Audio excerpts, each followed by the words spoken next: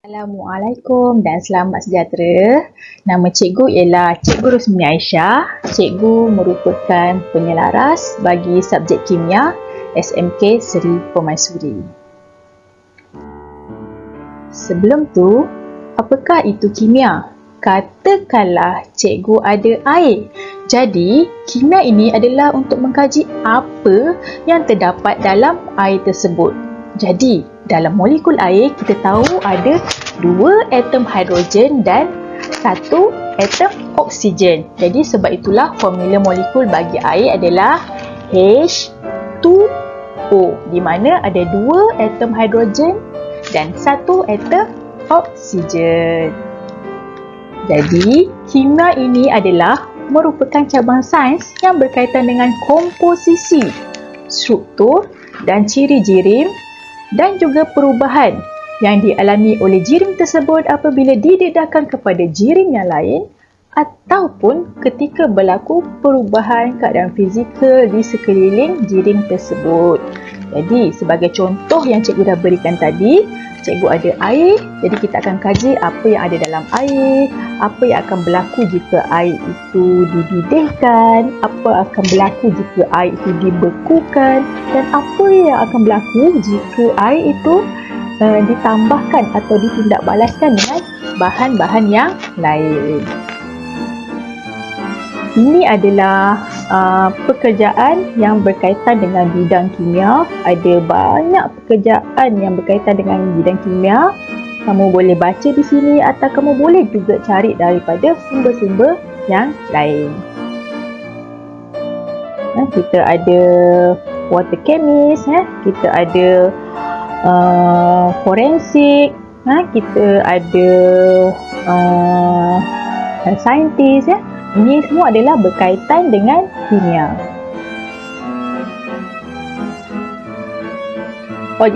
Objektif dalam kurikulum kimia KSSM adalah yang pertama sekali dapat mengukuhkan minat dan kecenderungan terhadap bidang kimia, memantapkan pengetahuan, kemahiran nilai dan sikap saintifik dalam kimia melalui penyiasatan saintifik, meningkatkan keupayaan untuk berfikir secara logik, rasional, kritis dan kreatif, menyedari implikasi sosial ekonomi alam sekitar dan teknologi kimia dan prihatin terhadap alam sekitar dan masyarakat, menerima dan mengakui sifat evolusi dan atau sifat sementara pengetahuan kimia, menghargai dan mengaplikasi pengetahuan kimia dalam menjelaskan fenomena alam dan menyelesaikan masalah dalam dunia sebenar, mengenali bahasa kimia dan kemahiran dalam menyampaikan idea-idea kimia, dan membangunkan minda berfikiran terbuka, objektif dan proaktif.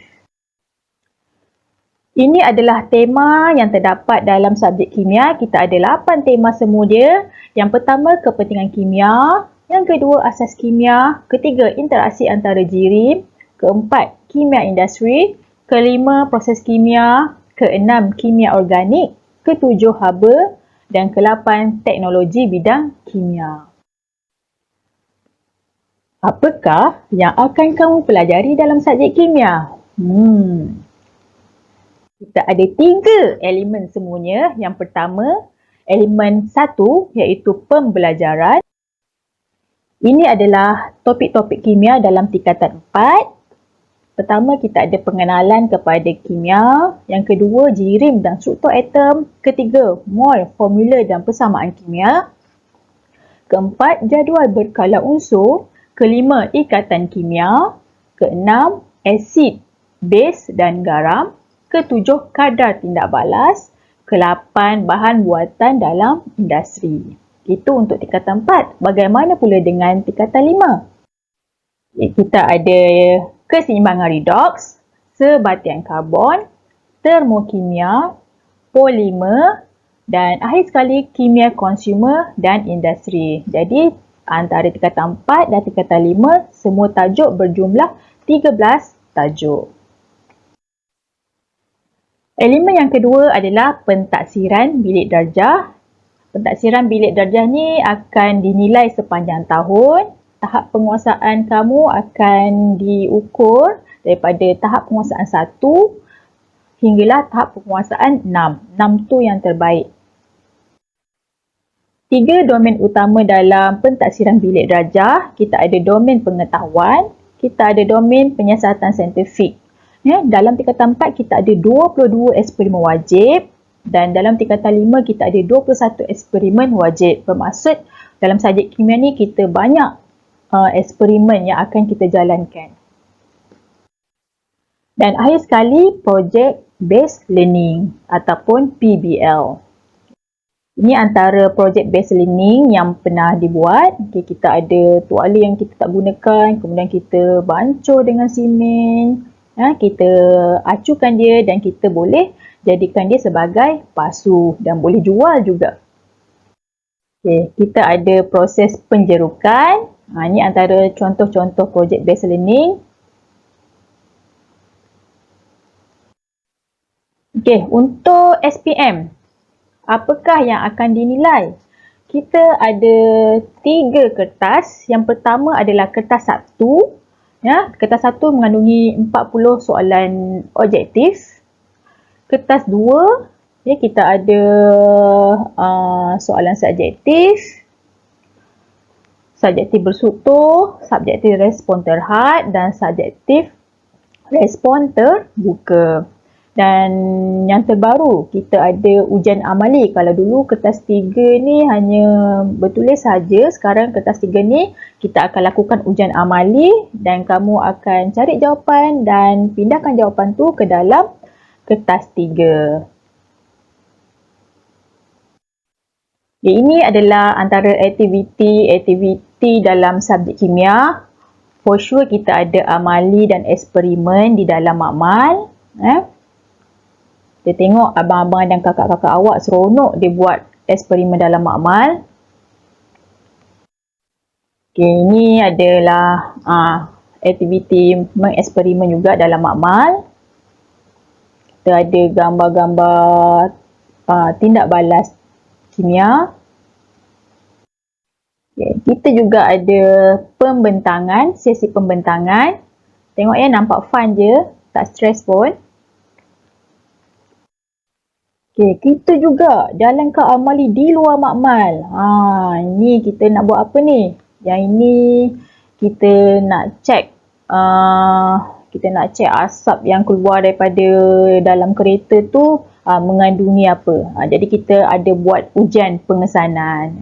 So ini adalah akhir sekali gambar tu adalah gambar air kapur. Air kapur asalnya tak berwarna. Kemudian bila ada berlaku tindak balas, kita jalankan amali dua makmal, air kapur tu menjadi keruh. So bila air kapur tu jadi keruh, bermaksud apa? Kehadiran karbon dioksida. Pandai. Kita juga ada buat program sasaran straight A kimia.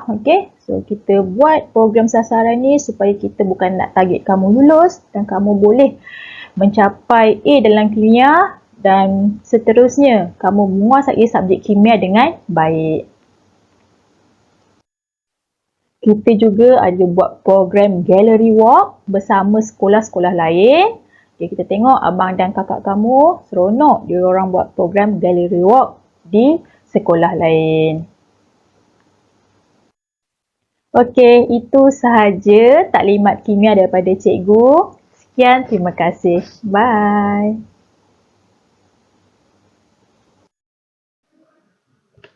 Assalamualaikum warahmatullahi wabarakatuh dan selamat sejahtera.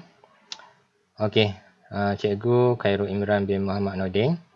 Sekiranya ada rezeki, umur yang panjang, ada jodoh, kamu akan bersama cikgu lah selama setahun di tingkatan 4 sekiranya kamu mengambil subjek fizik. Jadi pada hari ini cikgu akan menerangkanlah seberingkah tentang subjek fizik, topik-topik dalam tingkatan 4 dan kerjaya-kerjaya yang boleh kamu ceburilah sekiranya kamu mempelajari subjek fizik. Sebagai mukadimah dia dulu, cikgu akan bacakan tips untuk belajar berkesan lah. Yang pertama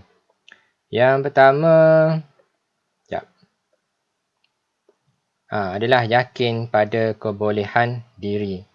Okey, fizik ni dia macam matematik. Dia banyak pengiraan.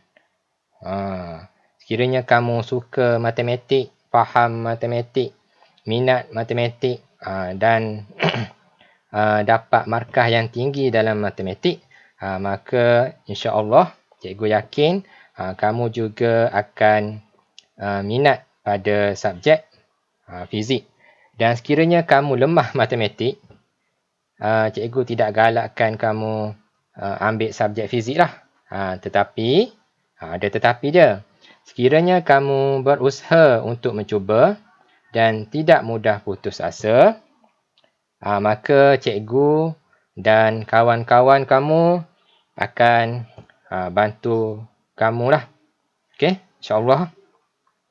Okay, tip yang keempat, mengurus masa, jadual dengan baik. Jadi untuk pengetahuan kamu, seminggu waktu fizik hanyalah 4 waktu sahaja. Dia sikitlah berbanding subjek lain seperti matematik, 5 waktu saja kan. Jadi kamu kenalah pandai menguruskan masa dengan baik dan mendisiplinkan diri, terutamanya dalam masa dan tugasan.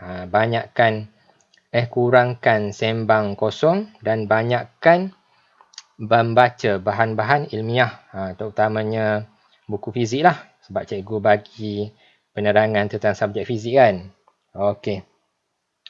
Tip yang seterusnya adalah fokus 100% pada pengajaran dan penerangan guru.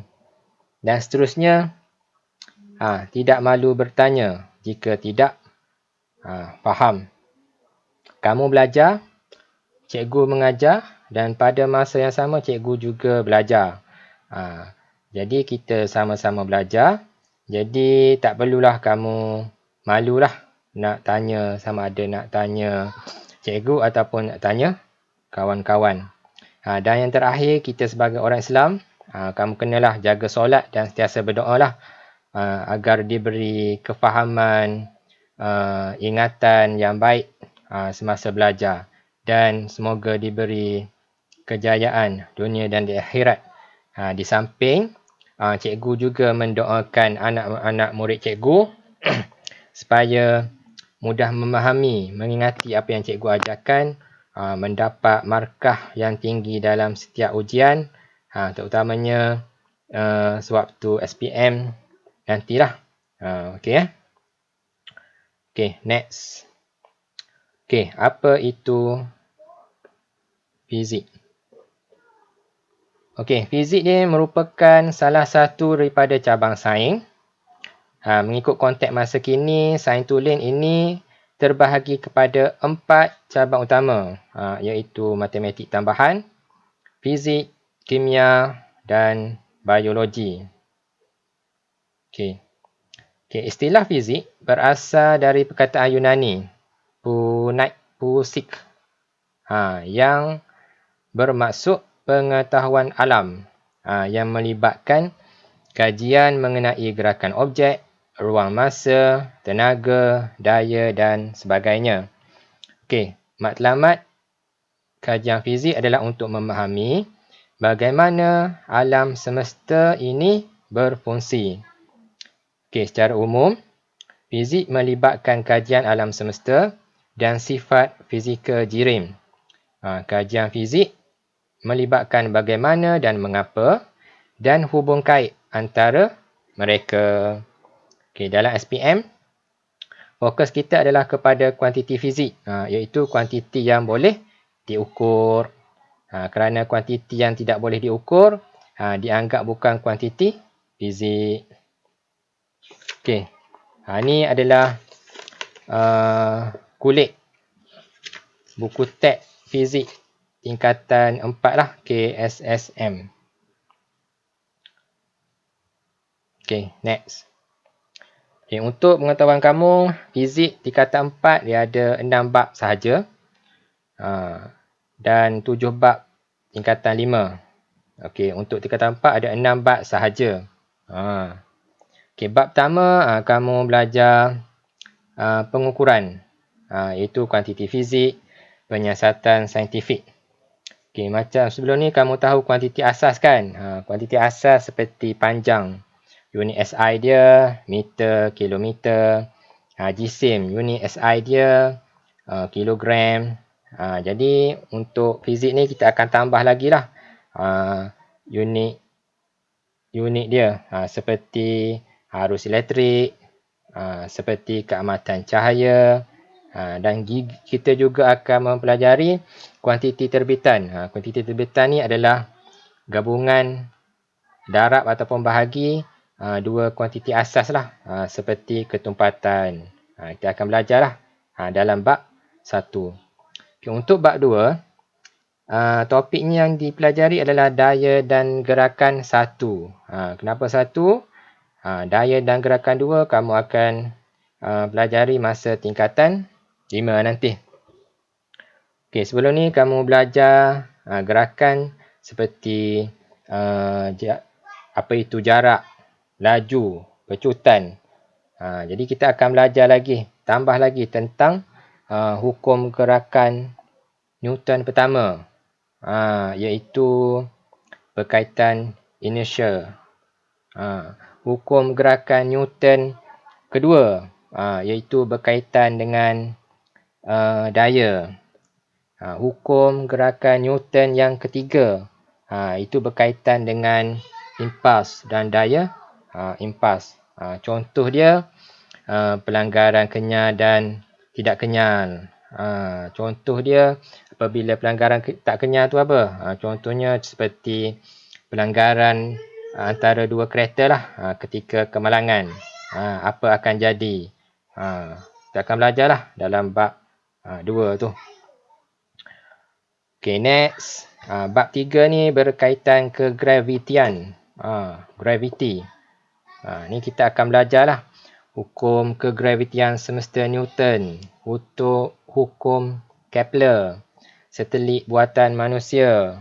Contoh dia, macam mana kita nak buat supaya satelit kita tu dia tak jatuh ke bumi dan pada masa yang sama dia tidak menjauhi bumi. Macam mana kita nak buat tu? Kita akan pelajarilah dalam bab 3 nanti.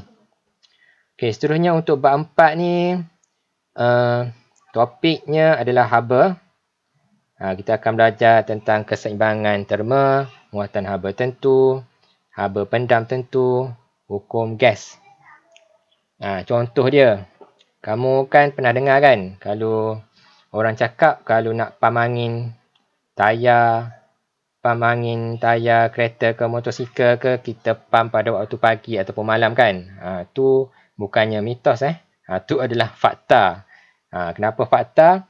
Sebab ia melibatkan hubungan antara tekanan, isi padu dan suhu gas, iaitu hukum tekanan. Kita akan belajarlah apa yang berkaitan tentang haba secara lebih spesifik lah dalam bab 4 ini. Okey, seterusnya kita akan bab 5, kita mempelajari gelombang. Gelombang seperti gelombang progresif, gelombang pegun. Contoh dia, kita baling bola ke dalam laut yang berombak. Macam mana pergerakan bola tu? Adakah ia ke kiri ke kanan ke, ke depan ke belakang ke, ataupun pergerakannya ke atas dengan ke bawah? Kita akan pelajari dah. Itu antara contoh yang kita akan pelajari dalam bab 5, iaitu gelombang. Okay, dan yang bab terakhir adalah bab 6, iaitu cahaya dan optik. Seperti pembiasan cahaya, pantulan dalam penuh, pembentukan imej oleh kanta, formula kanta nipis, peralatan optik, pembentukan imej oleh cermin sfera. Contohlah kalau kamu perasan di simpan ataupun selekoh yang tajam, akan ada satu cermin, cermin cembung. Apa kegunaan cermin cembung tu? Dia untuk melebarkan jarak penglihatan lah. Ataupun contoh lain, kalau zaman dulu kan, kamera ni besar saiz dia kan. Tapi dengan teknologi nano sekarang, kita dapat buat kamera yang kecil dan dimasukkan ke dalam telefon pintar yang nipis. Macam tu. Okay, next. Ni cikgu akan terangkan serba sedikit lah peluang-peluang pekerjaan sekiranya kamu mempelajari subjek fizik. Okay, yang pertama, kolej profesor pula. Okay, pensyarah lah, pensyarah universiti. Kamu tahulah pensyarah macam mana kan kerja dia. Yang kedua, penyelidik fizik. Ni macam membantu pensyarah lah, buat kajian-kajian. Yang ketiga, astronomer. Astronomer ni astronomi lah, ataupun ahli ahli falak, yang mengkaji tentang bintang, angkasa, macam tu. Tu most common job. Okay, kita tengok specialize ataupun unique job tentang fizik. Yang pertama adalah biofizik. Biofizik. Biofizik ni dia menggunakan kaedah dan teori fizik untuk mengkaji tentang sistem biologi.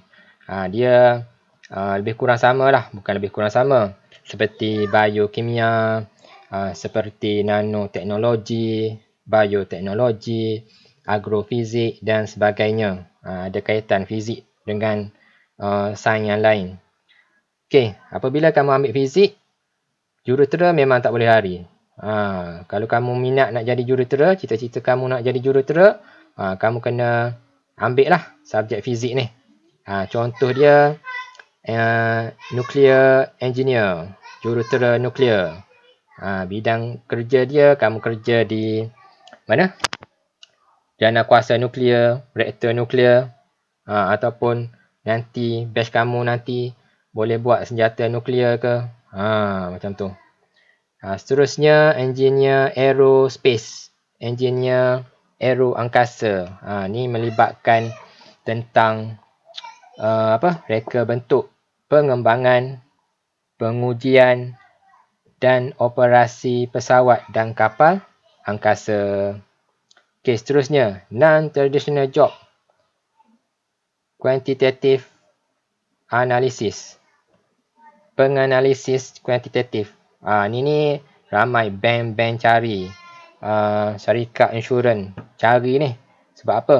Sebab dia nak gunakan penganalisis kuantitatif untuk mengenal pasti peluang pelaburan yang menguntungkan dan menguruskan risiko.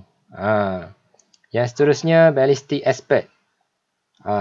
Ballistic expert ni macam seperti forensik lah. Cuma dia lebih khusus kepada forensik senjata. Kerja dia di balai polis dan di makmal. Okey, seterusnya ada potential job. Ni. High school science teacher. Cikgu sains sekolah menengah. Seperti cikgu lah. Cikgu ambil fizik dulu masa tingkatan 4. Cikgu ambil sains tulis, fizik, kimia, bio and math. Sebab cikgu suka math. Jadi cikgu pun sukalah fizik. Kimia dengan bio memang cikgu fail. Exam je fail. Tak tahu kenapa. Mungkin sebab tak minat kot. Tapi terpaksa ambil lah. Kemudian selepas SPM, cikgu masuk matrik. Matrik pun cikgu ambil matematik, fizik, kimia, tak silap cikgu. Juga fizik. Kemudian pada peringkat pengajian ijazah sarjana muda, cikgu ambil pendidikan matematik dan pendidikan fizik. Sebab majoriti kalau dia suka matematik, dia boleh pergilah dengan fizik ni. Sebab dia melibatkan pengiraan kan. Contoh dia, Cikgu Roslan. Cikgu Roslan pun ada pendidikan fizik. Cikgu Samila pun ada pendidikan fizik. Boleh ajar fizik jugalah mereka berdua tu. Tapi cikgu yang kena ajar fizik. Okay, next. Dah habis. itu adalah seberingkaslah tentang pengenalan subjek fizik. Okey, sekiranya kamu menyukai, jatuh hati dengan subjek fizik ni, bolehlah kamu pilih subjek ni dan kita akan jumpalah kontrak selama setahun dengan cikgu. Okey, sekian, terima kasih. Bye-bye. Hai, Assalamualaikum. Cikgu harap semua sihat. So, hari ni cikgu akan buat penerangan sikit mengenai subjek biologi.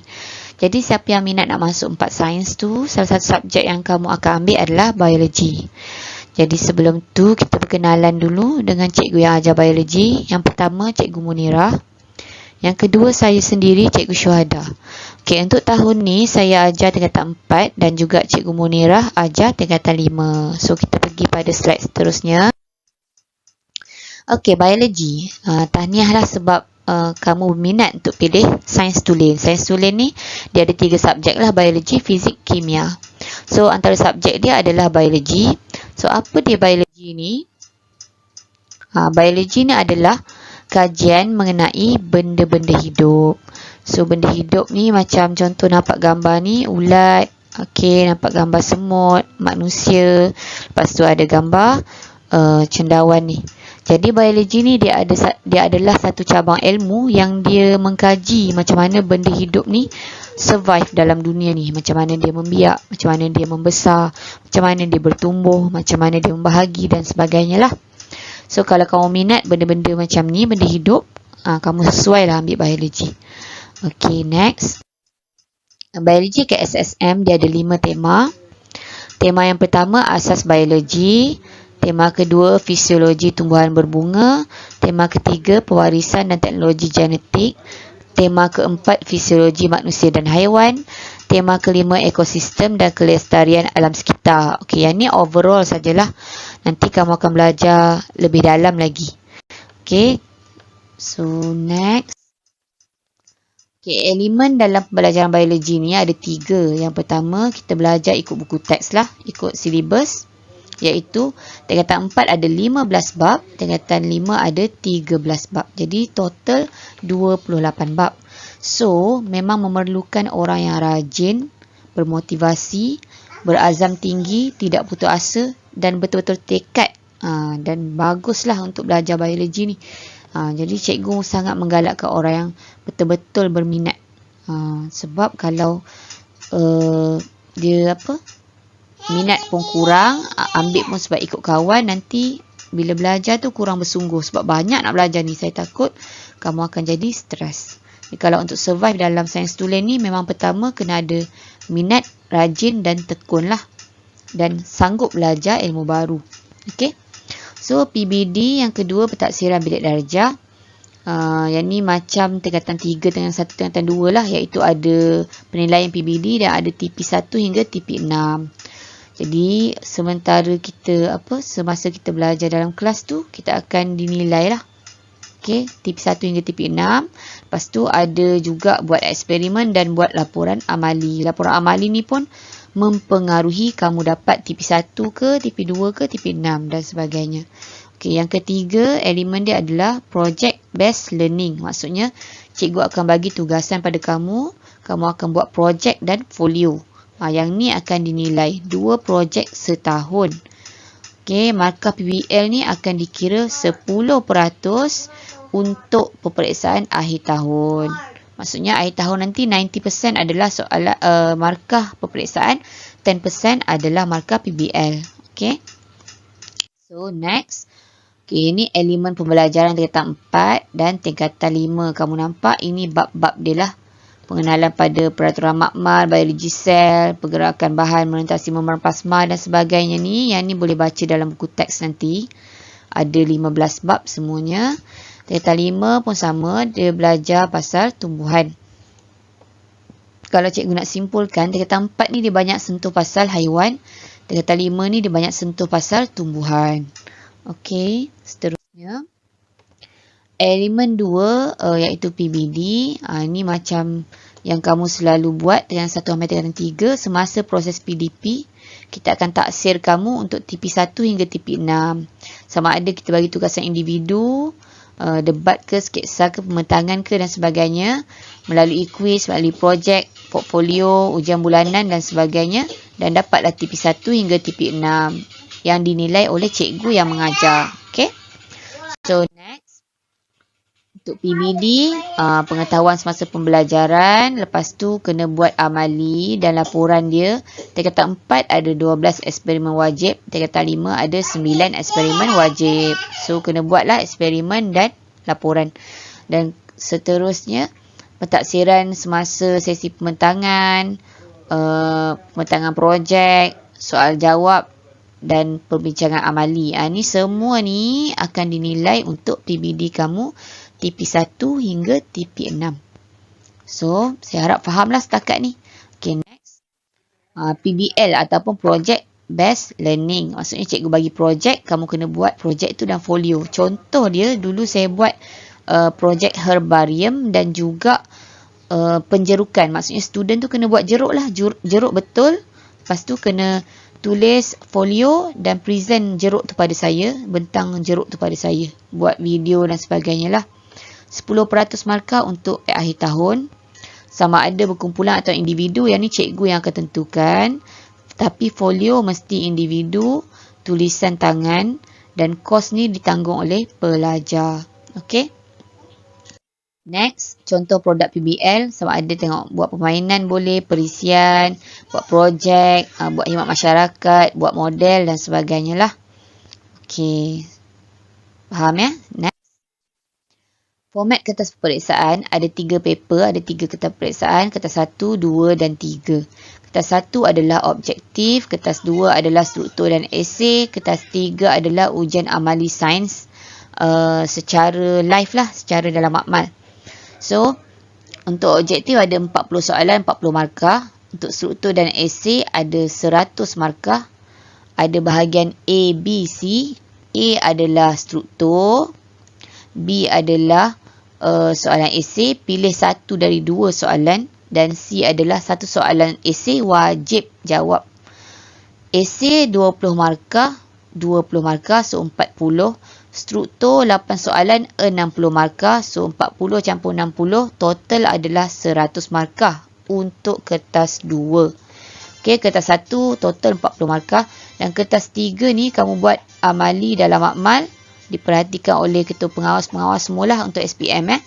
So, daripada amali tu, kamu akan jawab soalan pada kertas peperiksaan. 1 kertas untuk setiap subjek. Maksudnya, bio 1 kertas, kimia 1 kertas, fizik 1 kertas. Tapi, ketiga-tiga kertas ni diberikan pada masa yang sama, hari yang sama lah. Penilaian dia waktu yang sama.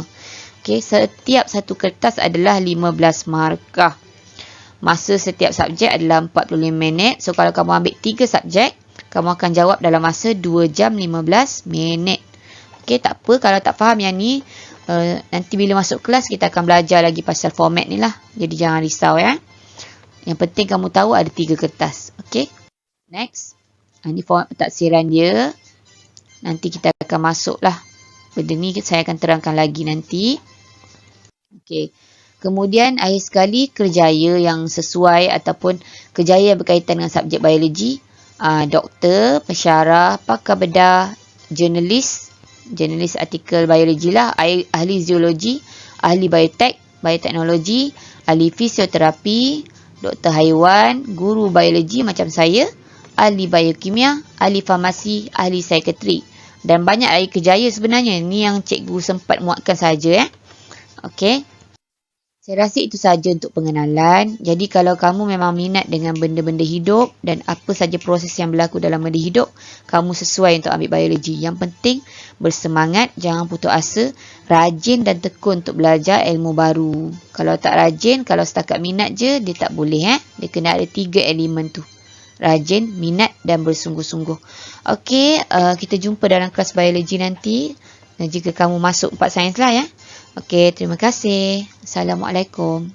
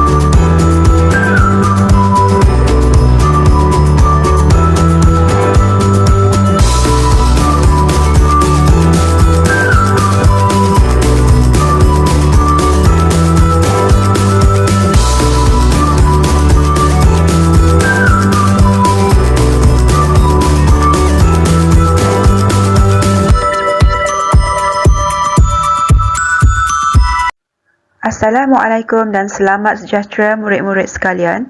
Untuk pengenalan mata pelajaran Sains Rumah Tangga tingkatan 4 dan 5, saya Cikgu Aida akan bersama dengan anda semua. Sains Rumah Tangga merupakan mata pelajaran elektif yang ditawarkan di sekolah menengah atas iaitu untuk tingkatan 4 dan 5 dalam KSSM. Antara elemen mata pelajaran yang terdapat dalam Sains Rumah Tangga ialah sains, matematik, biologi, pendidikan jasmani dan kesihatan, perniagaan dan pendidikan seni visual. Matlamat utama sains rumah tangga diwujudkan ialah supaya murid mendapat pengetahuan, kemahiran asas dan kemahiran insaniah bagi tujuan meningkatkan kualiti hidupkan diri, keluarga serta komuniti. Seterusnya membolehkan mereka melanjutkan pengajian dalam bidang yang sama ke peringkat tertiary atau menceburi kerjaya yang dapat memberi sumbangan bermakna ke arah kemajuan negara. Terdapat 9 komponen standard kurikulum sains rumah tangga tingkatan 4 dan tingkatan 5 iaitu kerja sepasukan, pengurusan sumber keluarga dan tempat kediaman, pakaian dan jahitan, makanan dan pemakanan, perniagaan dan keusahawanan, keselamatan di tempat kerja dalam industri hospitality, sanitasi dalam penyediaan dan penyimpanan makanan, peralatan penyediaan makanan, dan pengurusan dan penyediaan makanan. Semasa di tingkatan 4, para pelajar akan mempelajari 5 modul iaitu modul yang pertama kerja sepasukan. Dalam kerja sepasukan, pelajar akan mempelajari 3 subtopik iaitu organisasi kerja, semangat kerja sepasukan dan peningkatan kendiri. Bagi modul 2 iaitu pengurusan sumber keluarga dan tempat kediaman, ada 4 subtopik yang perlu dipelajari iaitu pengurusan sumber keluarga, pengurusan sumber kewangan keluarga, pengurusan konflik dalam keluarga dan pengurusan tempat kediaman. Modul 3 pula adalah tentang pakaian dan jahitan. Ada 4 subtopik yang perlu pelajar pelajari iaitu pemilihan pakaian, mendraft pola rompi dan blaus, penyediaan bahan jahitan dan penghasilan rompi dan blaus. Manakala untuk modul 4, pelajar akan mempelajari tentang makanan dan pemakanan. Dalam modul ini, pelajar akan didedahkan kepada keperluan makanan, nutrien dan fungsinya, sistem pencernaan dan penyerapan, diet seimbang, peruntukan diet harian yang disarankan dan indeks jisim badan, label makanan dan perancangan menu. Dan yang terakhir ialah modul 5, perniagaan dan keusahawanan. Dalam modul ini, pelajar akan mempelajari 3 subtopik iaitu pengenalan kepada perniagaan dan keusahawanan, prosedur memulakan perniagaan dan perancangan perniagaan. Modul 6 hingga 9 akan dipelajari semasa pelajar berada di tingkatan 5 nanti. Modul 6, keselamatan di tempat kerja dalam industri hospitality. Ini bertujuan untuk menyediakan murid dengan pengetahuan, kemahiran asas serta latihan amalan keselamatan di tempat kerja, terutama dalam bidang atau industri hospitality berdasarkan prosedur, operasi standard, undang-undang dan peraturan keselamatan dan kesihatan pekerja. Modul 7, sanitasi dalam penyediaan dan penyimpanan makanan. Modul ini menyediakan murid tentang pengetahuan, kemahiran asas dan latihan berkaitan penjagaan sanitasi makanan dalam bidang perkhidmatan penyediaan makanan. Ini bertujuan untuk mengelakkan daripada berlakunya keracunan makanan. Modul 8, peralatan, penyediaan dan penyajian. Modul ini membekalkan pengetahuan asas tentang jenis peralatan, perkakasan dan susun atur peranggu meja yang sesuai dalam penyediaan dan penyajian makanan serta kemahiran mengguna dan mengendalikan peralatan tersebut dengan betul dan selamat. Modul 8, peralatan, penyediaan dan penyajian. Modul ini membekalkan pengetahuan asas tentang jenis peralatan, perkakasan dan susun atur peranggu meja yang sesuai dalam penyediaan dan penyajian makanan, serta kemahiran mengguna dan mengendalikan peralatan tersebut dengan betul dan selamat. Modul 9, pengurusan dan penyediaan makanan. Dalam modul ini, pelajar akan diberi pengetahuan dan kefahaman tentang prinsip dan kaedah memasak makanan serta kriteria dalam pemilihan bahan makanan yang berkualiti untuk masakan. Pelajar akan diberi latihan amali bagi kemahiran menyedia, memasak, menghias, menghidang dan menilai hasil masakan serta mengepik makanan untuk jualan secara kreatif dan inovatif. Murid juga perlu mengamalkan etika kerja yang baik, menjaga kebersihan dan keselamatan di tempat kerja serta berupaya mengaplikasi elemen keusahawanan semasa melaksanakan projek jualan. Bagaimana pula dengan format pentaksiran Sains Rumah Tangga SPM? Ada dua kertas yang perlu murid-murid duduki, iaitu kertas 1 dan kertas 2. Kertas 1 merupakan teori dan mengambil markah sebanyak 70%. Masa yang diberikan untuk menjawab ialah 1 jam. Kertas ini terdiri daripada bahagian A, iaitu respon terhad, dan bahagian B, respon terbuka. Bagi kertas 2 pula merupakan tugasan amali dan jumlah markahnya ialah 30%. Masa pelaksanaan untuk kertas 2 ialah Ogos hingga September bagi tingkatan 4 iaitu amali jahitan dan April hingga Jun untuk tingkatan 5 iaitu amali masakan. Pastinya semua akan tertanya-tanya tentang peluang dan hala tuju selepas SPM.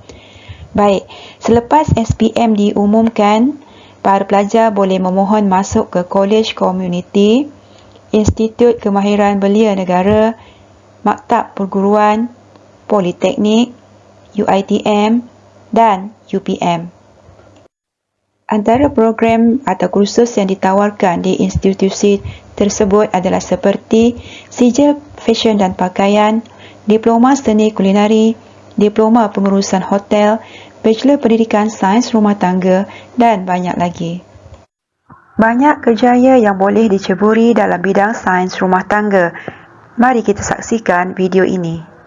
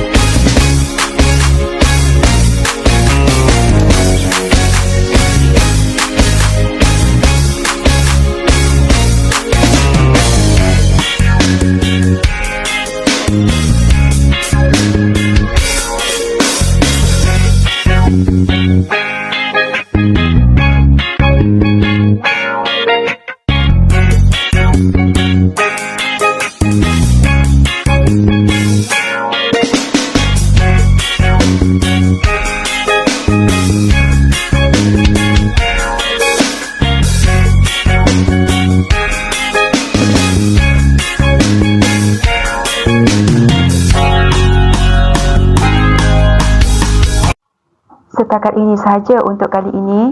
Semoga kita berjumpa di lain masa. Salam sayang daripada Cikgu Aida. Hai anak-anak, Assalamualaikum warahmatullahi wabarakatuh dan selamat sejahtera. Hari ini, cikgu sangat berbesar hati untuk mengucapkan selamat kembali ke sekolah dan selamat menjadi pelajar tingkatan 4 bagi tahun 2022. Baiklah anak-anak, cikgu ingin memperkenalkan mata pelajaran Sains Sukan kepada anda semua. Sains sukan merupakan salah satu mata pelajaran yang ditawarkan di SMK Seri Permaisuri dan pelajar-pelajar semua boleh mempelajari sains sukan. Ya. Kita ada satu kelas sahaja untuk kelas sains sukan bagi tingkatan 4 dan satu kelas bagi tingkatan 5. Okey. Dengan ini saya ingin memperkenalkan guru yang akan mengajarkan mata pelajaran sains sukan pada tahun 2022, iaitu Puan Yusna binti Muhammad Junus yang akan mengajarkan mata pelajaran sains sukan bagi tingkatan 4 dan Cikgu Muhammad Zahidi yang akan mengajarkan sains sukan bagi murid-murid tingkatan 5.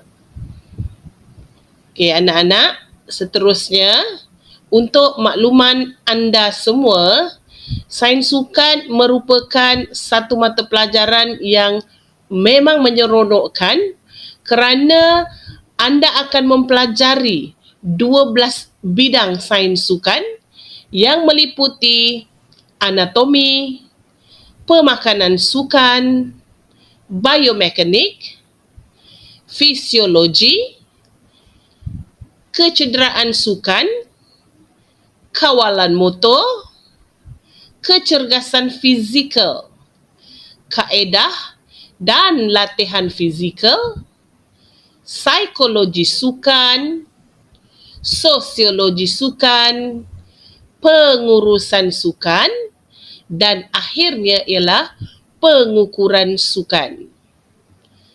Anak-anak, kalau anda tidak menceburi bidang sains sukan atau mempelajari mata pelajaran sains sukan, cikgu yakin anda tidak akan mengetahui apakah 12 bidang yang cikgu sebutkan tadi. Justru untuk mengetahui dengan lebih lanjut lagi, saya menyarankan anda masuklah ke kelas sains sukan.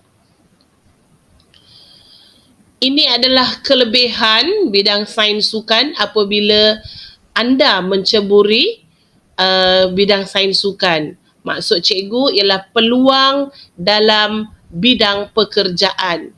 Okay, selain menjadi atlet, kita juga boleh menjadi seorang jurulatih, boleh menjadi guru sukan, boleh menjadi wartawan sukan, ahli fisioterapi, ahli psikologi sukan, peniaga peralatan sukan, dan sebenarnya banyak lagi bidang kerjaya yang bakal ditawarkan kepada pelajar-pelajar yang mengambil mata pelajaran sains sukan. Seterusnya, apakah kriteria bagi murid-murid yang layak memasuki kelas sains sukan? Okey, yang pertama sangat mudah, iaitu minat. Okay, yang kedua, kamu mesti mempunyai kerajinan. Anda boleh mengawal disiplin diri, menepati masa, dan yang akhir sekali sudah tentulah keputusan peperiksaan yang baik. Okay, anak-anak, sebagai persediaan untuk menduduki peperiksaan SPM, sains sukan menyediakan 3 perkara, iaitu yang pertama ialah kerja kursus yang akan kamu jalani semasa kamu berada di tingkatan 4 dan semasa kamu berada di tingkatan 5. Kemudian kamu akan menduduki peperiksaan ataupun ujian bagi kertas 1 berbentuk objektif, dan akhir sekali ialah ujian ataupun peperiksaan bagi kertas 2 yang berbentuk struktur dan esei.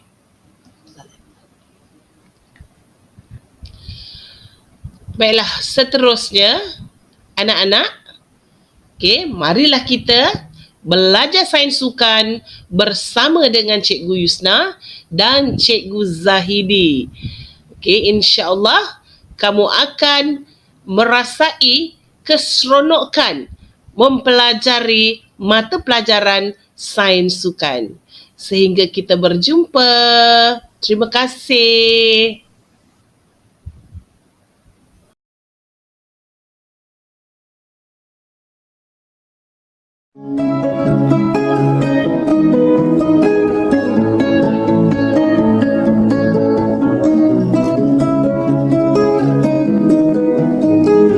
Assalamualaikum dan selamat sejahtera. Selamat datang ke program orientasi tingkatan 4 2022. Terlebih dahulu, cikgu ingin ucapkan tahniah dan syabas kerana berjaya hadir ke dalam majlis kita pada hari ini. Elon Musk merupakan pengasas kepada dua syarikat gergasi iaitu Tesla Motors yang merupakan sebuah syarikat automotif yang menghasilkan kenderaan elektrik yang mampu untuk memandu sendiri, dan juga SpaceX yang merupakan sebuah syarikat yang menghasilkan roket angkasa lepas.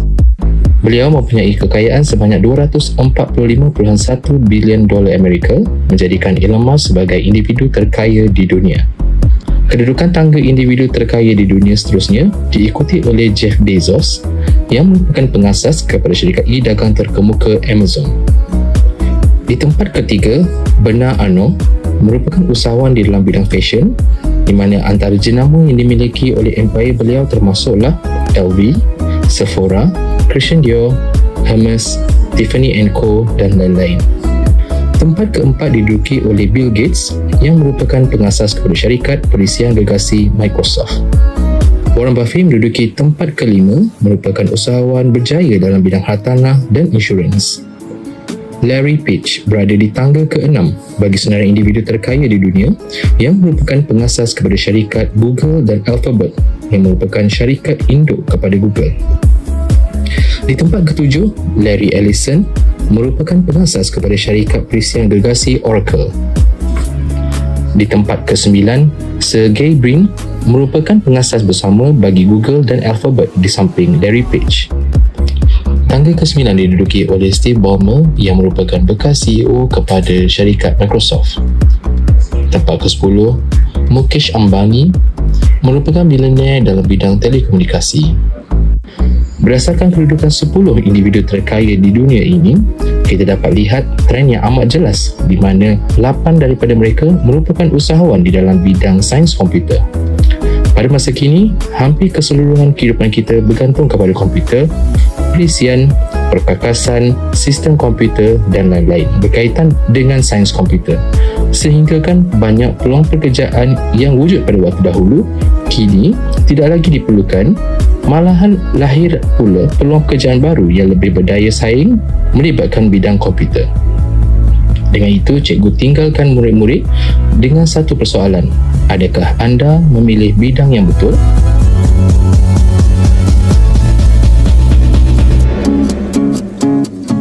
Assalamualaikum dan selamat sejahtera. Saya Cikgu Firdaus, merupakan guru bagi mata pelajaran sains komputer tingkatan 4 dan 5 di SMK Seri Permaisuri.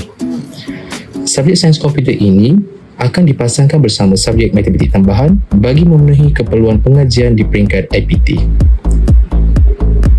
Siapakah yang sesuai untuk mengambil mata pelajaran sains komputer? Adakah gamers atau streamer? Adakah influencer? Adakah content creator? Tidak bagi kesemua pilihan tadi. Ini adalah kerana sains komputer melibatkan bidang algoritma dan struktur data, reka bentuk komputer dan rangkaian, pemodelan data dan proses informasi, dan juga kecerdasan buatan. Berdasarkan pernyataan tersebut, sains komputer didefinisikan sebagai sebuah bidang ilmu berkaitan komputer dan pengkomputeran, termasuk teori asas algoritma, perkakasan dan perisian, serta kegunaannya dalam memproses informasi. Merujuk kepada peperiksaan SPM, kod kertas bagi mata pelajaran sains komputer adalah 3770. Berikut merupakan format pentaksiran sains komputer 3770.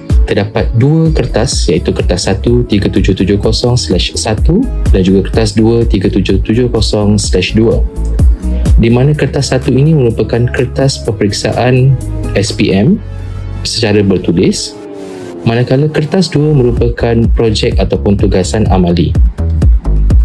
Bagi kertas 1 terdapat 20 soalan di dalam bahagian A dan juga 4 soalan di bahagian B, di mana markah bagi bahagian A adalah 50 markah dan bahagian B adalah 50 markah juga. Tempoh ujian bagi kertas 1 merupakan 2 jam 30 minit berbanding kertas 2, masa yang diperuntukkan adalah daripada bulan Ogos di tingkatan 4 sehinggalah bulan Jun di tingkatan 5. Wajaran bagi kertas 1 adalah 70%, manakala wajaran bagi kertas 2 adalah 30%. Dipaparkan pula buku teks sains komputer bagi tingkatan 4. Di tingkatan 4 terdapat 3 bab yang akan dikuasai, termasuklah pengatur caraan, pengkalan data dan bab yang terakhir interaksi manusia dengan komputer. Berikut merupakan buku teks sains komputer bagi tingkatan 5, di mana 3 bab juga akan dikuasai, termasuklah bab pengkomputeran, pengkalan data lanjutan dan pengatur caraan berasaskan web. Berikut merupakan sedikit tips untuk cemerlang bagi subjek sains komputer. Yang pertama, rajin dan komited. Yang kedua, kreatif dan inovatif. Yang ketiga, daya logik yang tinggi. Yang keempat, asas matematik yang cemerlang. Dan yang terakhir, kerjasama kumpulan yang baik. Disenaraikan pula potensi kerjaya dalam bidang sains komputer. Antaranya termasuklah software developer, database administrator, computer hardware engineer, computer system analyst, web developer, information security analyst, dan IT project manager.